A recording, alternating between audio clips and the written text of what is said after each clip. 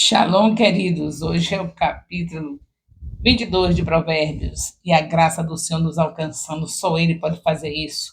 Ó meu Senhor, muito obrigada por tudo que estás fazendo. 1189 capítulos da Bíblia gravados no YouTube para o teu povo ter um celeiro farto, tudo armazenado para a tua glória. Eu te agradeço por isso em nome de Jesus. Aleluia. Provérbios 22. Chegamos no capítulo tão falado de Provérbios 22. O versículo 16 deste capítulo marca o fim do que chamamos de Provérbios de Salomão. Para começar, o que chamamos de ditos do sábio. Ditos do sábio. Vale notar que essa divisão do livro de Provérbios que estamos usando aqui não é consenso. Ela é baseada na interpretação um grande teólogo, mas ela é baseada na interpretação de um grande teólogo, mas existem outras divisões possíveis. Não vou entrar por muito nesse assunto, pois mais importante que a divisão que fazemos do livro é o que podemos aprender com o que está escrito. Amém? Então vamos aprender com o que está escrito. Não importa se o teólogo disse uma coisa ou se disse outra, mas se a divisão é essa ou aquela, vamos aprender o que está escrito, é a palavra de Deus, inspirada por Deus, então vamos lá. Desta última parte dos Provérbios de Salomão, quero destacar o seguinte: educa a criança no caminho em que deve andar, até quando envelhecer, não se desviará dele. Provérbios 22, 6. Muito dito, muito falado, chegou a vez da gente estar com ele aqui, face a face. Quantas vezes já falei para vocês sobre esse versículo, né? Hoje chegou nossa vez. Salomão ensina aqui que devemos educar as crianças no caminho correto, da retidão, de obediência ao Senhor. O próprio livro de Provérbios é uma ótima fonte de ensinamento para as crianças. A reflexão que tenho aqui é dupla. A primeira faço como um pai de duas crianças. Essa pessoa que está dando esse estudo aqui, ele está mostrando que ele é pai de duas crianças e que tem feito para educar os seus filhos. E eu estou falando também para vocês que eu posso falar sobre isso como mãe de 5 filhos, uma dupla, gêmeos e mais 3, então 4 gravidez e 5 filhos. Então, eu posso dizer para você também sobre isso. Quantos pais e mães vivem na igreja, servem e ministram, cuidam das pessoas, mas não dão exemplo dentro das próprias casas? Aqui é muito fácil começarmos a pensar nos exemplos desses que temos por aí. Porém, não caia nessa cilada. A palavra está aqui para nos ensinar e não para nos fazer apontar o dedo para outras pessoas. O que é que você pode mudar na sua vida em relação a isso? O segundo texto que ensina, que ainda me chama a atenção neste capítulo, é também referente às crianças. Então, antes de chegar no segundo texto, quer dizer para vocês, quando eu mesmo, todo tempo estou lembrando a vocês sobre isso, lembrando o que deve fazer, lembrando o que deve fazer. Por quê? Porque, é claro, a Bíblia diz que as mulheres mais velhas ensinam mais novas a serem boas mães, boas donas de casa. Eu, depois de ter meus filhos criados, meus filhos já me deram netos, já estão na idade de adolescente, meus primeiros netos. Então, é claro que Deus não quer que eu esteja humilhando, mas ensinando. A cada uma que está vivendo esse tipo de erro, de deixar os seus filhos em casa na mão de babá, de titia, de vovó, eu digo a vocês, eu não cometi esse erro, mas eu não sou perfeita, eu também cometi outros erros. Mas eu tenho que olhar aquilo que eu errei para você não fazer o mesmo. E naquilo que eu errei, para você não fazer o mesmo, eu sempre estou falando, e falando o que está errado, o que eu fiz certo e os resultados para vocês verem. Então, eu tenho sido, assim, muito é constante em falar desse versículo, que acabamos de ver, mas eu já ia passar para o outro, mas quero destacar isso, que vocês que me acompanham desde maio de 2022 sabem que eu já falei muito desse versículo, bem antes de nós chegarmos no momento de comentar.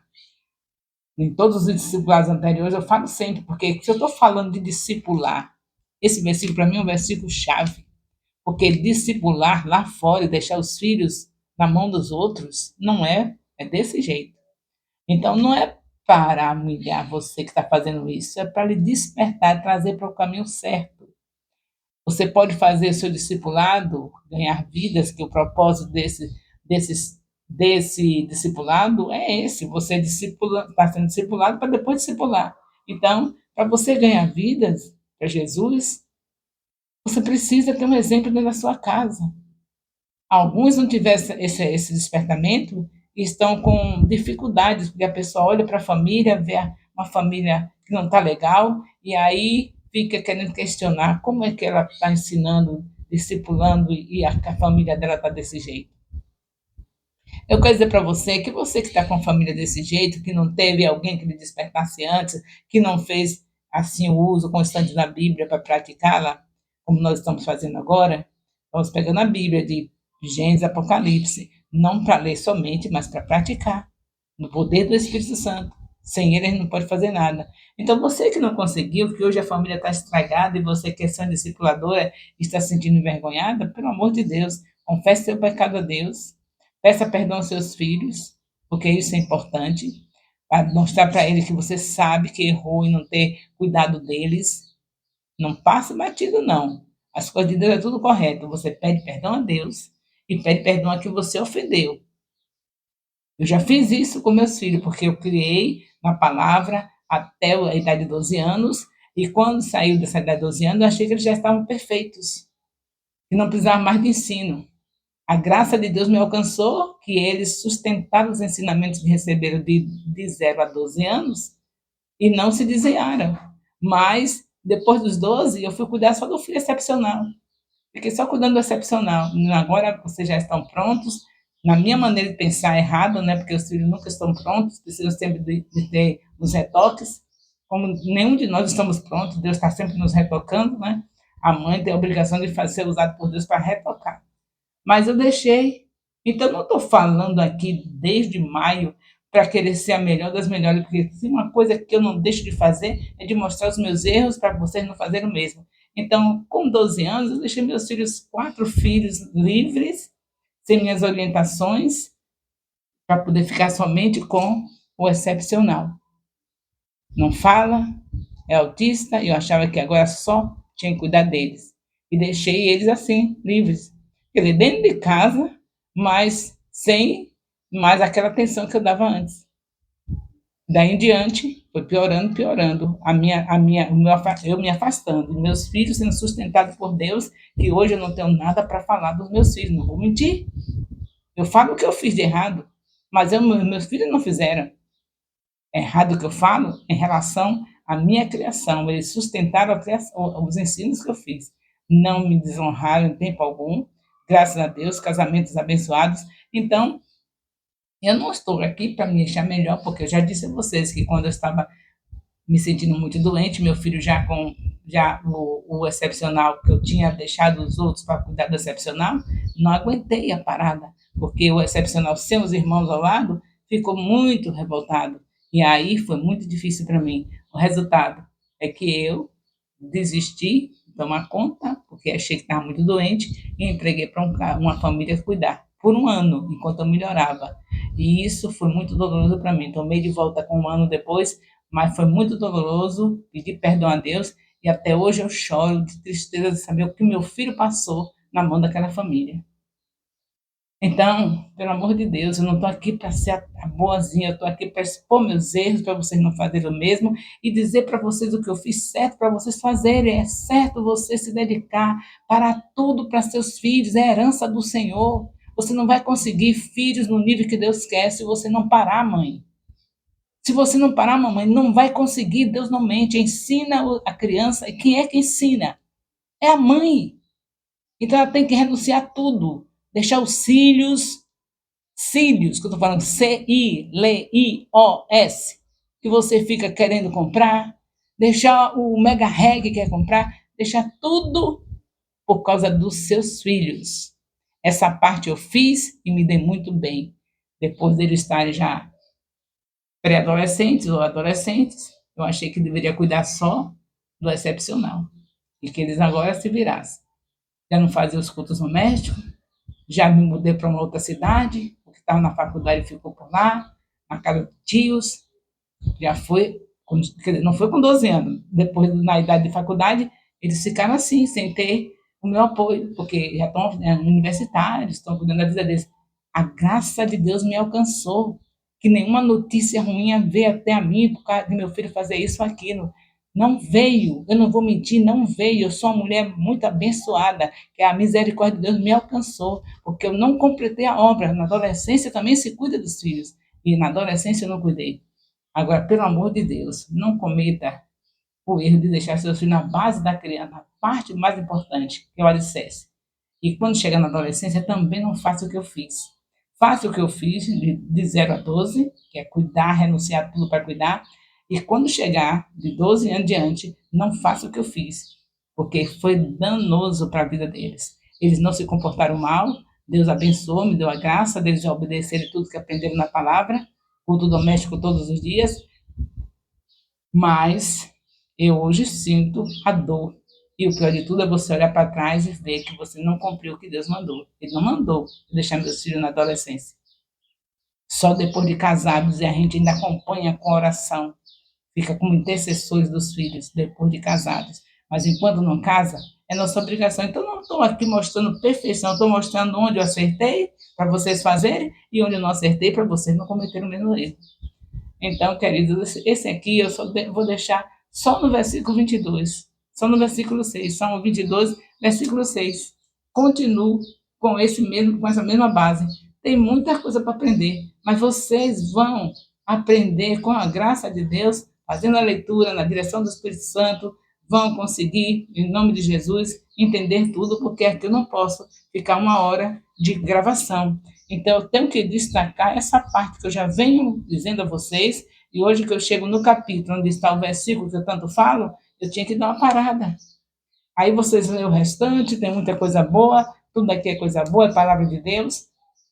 Lê o capítulo 22 todo, e se vocês quiserem, em outro momento, eu posso falar muito ainda sobre isso, agora não agora na gravação. Se quiser, isso quer dizer, discipulado tal, me chama que eu faço toda a explicação. Vai ter o discipulado tal dia, faz um discipulado especial na nossa casa, vem aqui, traz a turma toda, o discipulador. Naquilo que você achar dificuldade, só dizer, eu posso ir fazer o discipulado na sua casa? A minha casa dá para os discípulos. Eu tenho uma casa que tem, eu moro no primeiro andar e o térreo é livre, não mora ninguém. A gente pode montar o discipulado aí para tirar dúvidas. Então, naquilo que eu deixo, sem tirar dúvida do capítulo, que fico falando muita coisa naquilo que mais me chama atenção, vocês aí, se lerem e não entenderem, discipulador e discípulos, vem aqui. A discipuladora geral, pela graça de Deus, do Ministério Apostólico Internacional de Jerusalém, é a apóstola Raia Nascimento, porque Deus, na sua misericórdia, me alcançou para fazer isso aos 75 anos. Ele continua sendo o mesmo desde Abraão e de Sara. Ele já gosta de pegar velho, não sei qual é o caso dele, mas eu amo esse Deus, que ele não despreza os velhos. Esse aí nele é a minha confiança, porque você sabe que quando chega na velhice, é cada um dizendo, não, não quero mais conversa não, que eu não estou mais entendendo o que ela fala meio assim, mais embolado, é tanta coisa com o velho, mas Deus não, ele pega o velho e diz, eu quero você, vamos fazer uma obra aqui, para todo mundo saber que eu sou Deus, porque quando pega o jovem, sabe que tem energia, diz, não, é porque está forte, mas quando pega o velho que não é mais nada, nem força mais tem, aí todo mundo vê é Deus trabalhando na terra. Então, queridos, dá uma leitura, faz uma leitura assim bem gostosa de cada capítulo, que eu só faço um pouco, porque não tem tempo por causa da gravação, mas vocês podem dedicar um tempo maior, ainda com a possibilidade de dizer, tal dia eu posso fazer meu discipulado aí, pode vir. A casa, o térreo é livre para vocês ficarem à vontade e a gente repassar qualquer coisa que ficou confuso nas minhas explicações de cada assunto. O amor de Deus, nosso Pai, a graça salvadora do nosso Senhor Jesus Cristo, a comunhão do Espírito Santo, seja com todos os discipuladores e discípulos do Ministério Apostólico Internacional, Filhos de Jerusalém, desde agora e para sempre. Amém.